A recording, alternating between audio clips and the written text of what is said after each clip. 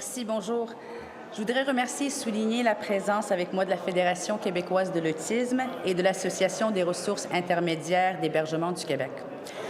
Nous sommes unis aujourd'hui pour demander au gouvernement de la CAQ d'appeler le projet de loi 790 que je viens de déposer, loi visant à étendre aux usagers hébergés dans une résidence à assistance continue l'application du règlement concernant les modalités d'utilisation de mécanismes de surveillance par un usager hébergé dans une installation maintenue par un établissement qui exploite un centre d'hébergement et de soins de longue durée. Donc, essentiellement, l'adoption de ce projet de loi permettrait d'étendre les mesures déjà prévues dans la loi visant à lutter contre la maltraitance envers les aînés et toute autre personne majeure en situation de vulnérabilité qui s'applique présentement uniquement dans les CHSLD. Face à des cas de maltraitance de personnes avec un handicap physique ou intellectuel, nous souhaitons étendre ces mesures de protection aux résidences à assistance continue. Tout comme dans les CHSLD, il serait alors possible aux personnes occupant ou de son représentant de choisir d'installer un système de surveillance dans une chambre de RAC. Dans la dernière année, nous avons été sensibilisés à plusieurs cas de maltraitance et négligence envers les résidents vivant avec un handicap. Nous avons tous été bouleversés d'apprendre l'histoire du petit garçon de 9 ans, autiste et avec une déficience intellectuelle, au centre de jeunesse Laval, qui a été maltraité et dont les parents n'ont pas pu avoir accès à sa chambre. Pour les familles de ces personnes vulnérables, dont plusieurs sont non-verbales, puis pour qu'ils puissent avoir le choix de placer des caméras dans leur chambre pour des raisons de sécurité. En tant que maman d'un jeune garçon vivant avec une déficience intellectuelle et sur le spectre de l'autisme, l'enjeu de sécurité de cette population me rejoint davantage.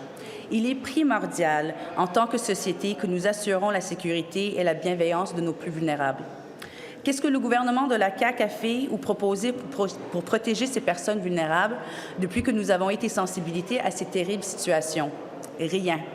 Quand j'ai fait une demande d'accès à l'information pour connaître le nombre de plaintes que les personnes vivant avec un handicap intellectuel ou physique ont fait lors de leur résidence dans une RAC, la réponse du gouvernement était qu'il ne fait pas la distinction dans les plaintes entre ceux des aînés et ceux des personnes avec un handicap. Cela démontre toute l'importance que le gouvernement de la CAQ accorde à cette population vulnérable. En tant que porte-parole de l'opposition officielle pour les personnes avec un handicap ou sur le spectre de l'autisme, je suis ici avec des représentants de cette communauté et au nom de cette partie importante de notre population pour proposer une solution concrète. Est-ce que c'est la seule mesure pour assurer la protection et la sécurité des personnes vivant avec un handicap? Non, mais c'est un début. C'est un projet de loi de dignité humaine qui vient colmater une brèche facilement refermable avec un peu de volonté politique. Il s'agit d'une solution simple pour combattre avec tous les moyens possibles la maltraitance sous toutes ses formes. J'espère que le gouvernement caquiste reconnaîtra l'urgence d'agir et appellera rapidement le projet 790. Merci. Monsieur Tell, la parole est à vous. Merci. Bonjour tout le monde. Simon Tellez de l'Association des ressources intermédiaires d'hébergement du Québec. D'abord, évidemment, je remercie la députée de Darcy-McGee pour l'invitation et pour cette initiative. En fait, je peux témoigner un peu de l'application de la réglementation déjà en vigueur dans les ressources intermédiaires d'hébergement depuis 2018 qui fonctionne très bien. En fait, c'est une mesure, la possibilité d'avoir des caméras dans les chambres des résidents qui est bien accueillie, autant par les résidents en général, leurs familles, que les propriétaires de résidences et les employés. Ça permet de renforcer le sentiment de sécurité dans nos milieux d'hébergement et on salue le fait que cette possibilité-là soit étendue plus largement à d'autres milieux où se trouvent des personnes vulnérables. Maintenant, ce qui est important, évidemment, c'est que ça demeure le choix des résidents et de leurs familles d'implanter de tels outils. Et ce n'est pas non plus, comme l'a évoqué Mme la députée Darcy-McGee, la seule mesure qui est importante.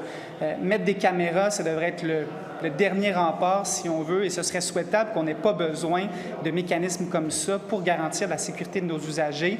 Et pour ça, bien évidemment, ça prend aussi du financement. Donc, on comprend que ce n'est pas l'objet du projet d'aujourd'hui, mais j'espère que l'appel de la députée et de l'opposition sera entendu pour financer adéquatement ces milieux-là et leur donner toutes les ressources dont ils ont besoin pour remplir leur mission. Pour le moment, on avance un peu plus dans la protection des personnes vulnérables et on est heureux aujourd'hui de constater cette belle avancée en espérant que le gouvernement sera évidemment favorable au projet de loi. Merci.